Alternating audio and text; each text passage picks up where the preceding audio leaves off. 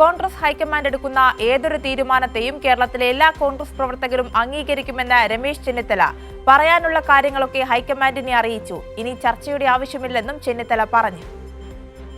Congress high command എടുക്കുന്ന ഏതൊരു തീരുമാനത്തെയും കേരളത്തിലെ എല്ലാ കോൺഗ്രസ് പ്രവർത്തകരും UDF പ്രവർത്തകരും അംഗീകരിക്കും എന്നുള്ളതാണ് എൻ്റെ പൂർണ്ണമായ വിശ്വാസം. ഞങ്ങൾക്ക് പറയാനുള്ള കാര്യങ്ങളൊക്കെ കോൺഗ്രസ് ഹൈക്കമാൻഡ് കേട്ടു. തീരുമാനം അവിടുന്ന് വരണം. ആ തീരുമാനം നമ്മൾ കാത്തിരിക്കുകയാണ്. ആ തീരുമാനം എന്തായാലും അത് എല്ലാവരും ചേർന്ന് നടപ്പാക്കും. ഇനിയും ചർച്ചയുടെ ആവശ്യമില്ല. ചർച്ചയെല്ലാം കഴിഞ്ഞു. എത്ര ദിവസം കാത്തിരിക്കേണ്ടി വരുന്നുള്ള ചോദ്യമാണ് ഇപ്പോൾ വരുന്നത്. ഇല്ല, വലിയ താമസം ഉണ്ടാവും തോന്നുന്നില്ല. ഇല്ല, എല്ലാ ചർച്ചയും കഴിഞ്ഞല്ലോ. ഇനിയിപ്പോൾ ചർച്ചയുടെ ആവശ്യമില്ല. എല്ലാ ചർച്ചകളും കഴിഞ്ഞതാണ്. ഇനിയിപ്പം കോൺഗ്രസ് ഹൈക്കമാൻഡ് ഒരു തീരുമാനമെടുക്കണം.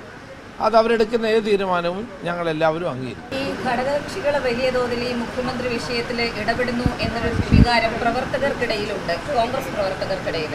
അല്ല, അതെല്ലാം ചർച്ചകൾ കഴിഞ്ഞല്ലോ. ഇനിയിപ്പോൾ നമ്മൾ ആ ചർച്ചകളുടെ എല്ലാ അടിസ്ഥാനത്തിലായിരിക്കും തീരുമാനം ഉണ്ടാകും.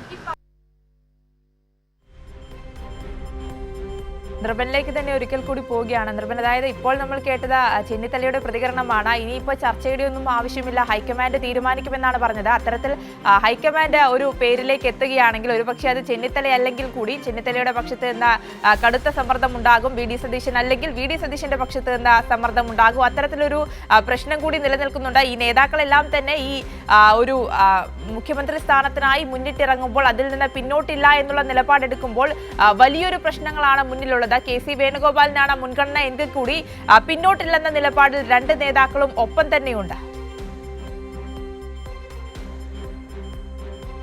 ഇപ്പോൾ ചെന്നിത്തലയുടെ പ്രതികരണം നമുക്ക് പ്രേക്ഷകരെ കൂടെ കേൾപ്പിക്കാനായി എന്നതാണ് പ്രത്യേകത.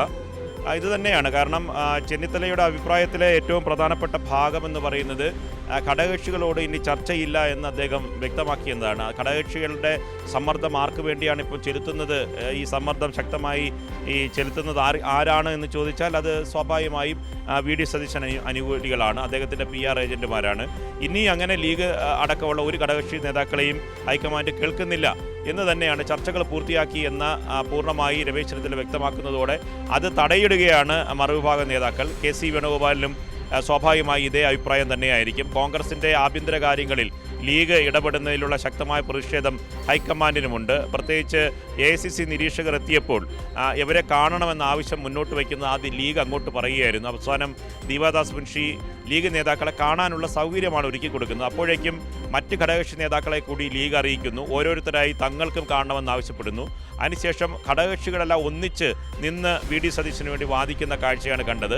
നിരീക്ഷകർ അപ്പോൾ അവരോട് പറഞ്ഞ് നമ്മൾ നിരീക്ഷകർ മാത്രമാണ്, ഇവിടുത്തെ ഈ പറയുന്ന MLA-മാരുടെ കണക്കെടുക്കുക മാത്രമാണ് ലക്ഷ്യം, ഒപ്പം കാണണമെന്ന് ആവശ്യം ഉന്നയിച്ചപ്പോൾ അതിനുള്ള അവസരമാണ് ഒരുക്കിയത്. ഈ വിവരം കൂടി ഹൈക്കമാൻഡിനെ അറിയിക്കാം, തീരുമാനമെടുക്കുന്നത് തങ്ങളല്ല എന്ന നിലപാടാണ് അവർ അറിയിച്ചത്. പക്ഷേ ഇത്തരത്തിലൊരു സമ്മർദ്ദ ശക്തിയായി അന്ന് തന്നെ വൈകിട്ട് ഇങ്ങനെ കൂടിക്കാഴ്ചയ്ക്ക് വേണ്ടി ആവശ്യം ഉന്നയിക്കുന്നു. തുടർന്ന് അത് വാർത്തയാകുന്നു. അതിനുശേഷം ലീഗ് നേതാക്കൾ തന്നെ പുറത്തു വന്ന് ആദ്യം മാധ്യമങ്ങളോട് പറയുന്നു. അതിനുശേഷം ഓരോരുത്തരായും തങ്ങളുടെ നിലപാട് വ്യക്തമാക്കുന്നു. ഇങ്ങനെ ഒരു സമ്മർദ്ദ ശക്തിയായി കോൺഗ്രസിന് പുറത്ത് ഘടകകക്ഷികൾ പെരുമാറി എന്നൊരു കടുത്ത അതൃപ്തി ഹൈക്കമാൻഡിനുണ്ട്. അത് ആർക്ക് വേണ്ടിയാണെന്ന് ചോദിച്ചാൽ പൂർണ്ണമായി VD സതീശന് വേണ്ടിയാണ്. ലീഗിൻ്റെ സംസ്ഥാന അധ്യക്ഷനടക്കം പരസ്യമായി VD സതീശന് അനുകൂലമായാണ് ജനങ്ങൾ ചിന്തിക്കുന്നത്, അതുകൊണ്ട് അതുകൂടി കോൺഗ്രസ് നേതൃത്വം പരിഗണിക്കുമെന്ന് പരസ്യമായി തന്നെ വ്യക്തമാക്കിയതാണ്. അതുകൊണ്ട് ലീഗിൻ്റെ മനസ്സിലിരിപ്പ് നടപ്പിലാക്കാനുള്ള സമ്മർദ്ദം ലീഗ് തന്നെ ഉണ്ടാക്കി.